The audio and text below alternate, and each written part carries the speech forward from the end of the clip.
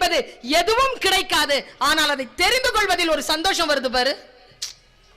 நான் உலகத்திலேயே நான் ரிசீவ் பண்ண 2 தேங்க்ஸ் குழந்தைகளே as a teacher என்னால மறக்கவே முடியாத 2 தேங்க்ஸ். ஒன்று, என்னுடைய மகன் 4.5 வயது. உனக்கும் உன்னுடைய பழைய விஷயங்கள் ஞாபகம் வரும் பாரு, உங்களுக்கும் ஞாபகம் வரும் பாருங்க. நமக்கு மணி பார்க்க கற்றுக் கொடுத்தவங்கள மறக்க முடியாது தெரியுமா? யாரோ ஒருத்தங்க கற்றுக் கொடுத்துருப்பாங்க, மறக்க முடியுமா? யாருங்கிற ஞாபகம் இருக்கா? யார் உங்களுக்கு டைம் பார்க்க கற்றுக் கொடுத்தாங்க?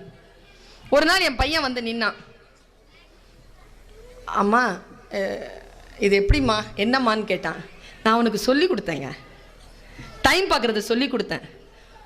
பையன் வெளியில போய் விளையாடிட்டு ஓடி வந்து என் கால்களை அணைத்து கொண்டு மா தேங்க்ஸ் அப்படின்னா.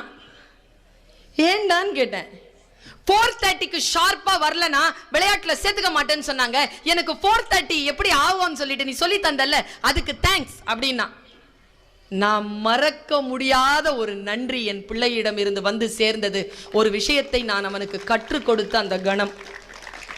குஜராத்ல இருந்து வந்த ஒரு பொண்ணு, அவளுக்கு எழுத படிக்க தெரியாது தமிழ். நான் தமிழாசிரியராக நின்று எழுத படிக்க கற்றுக் கொடுத்தேன். பேசிக் தமிழ் கற்றுக் கொடுத்தேன். காலேஜ் முடிச்சு வெளியேறுகின்ற பொழுது அந்த ஃப்ரில்லான அந்த புர்கா போட்டுட்டு வந்து நின்று அந்த குழந்தை சொல்லிச்சு, கண்ணெல்லாம் கண்ணீருங்க, மேம் தேங்க்ஸ். என்னப்பா உங்களை எங்கேயோ பார்த்த மாதிரி இருக்க, செகண்ட் இயரில் கற்றுக் கொடுத்தேன்.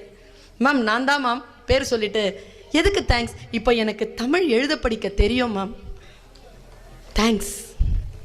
ஒரு விஷயத்தை கற்றுக் கொடுப்பது என்பதே எனக்கு இவ்வளவு பேரின்பமாக இருக்கின்ற பொழுது, ஒரு விஷயத்தை கற்றுக்கொண்டால் அது எவ்வளவு பேரின்பம் என்பதைத்தான் அந்த குழந்தைகளுடைய கண்களிலே நான் மின்னலாக பார்த்தேன்.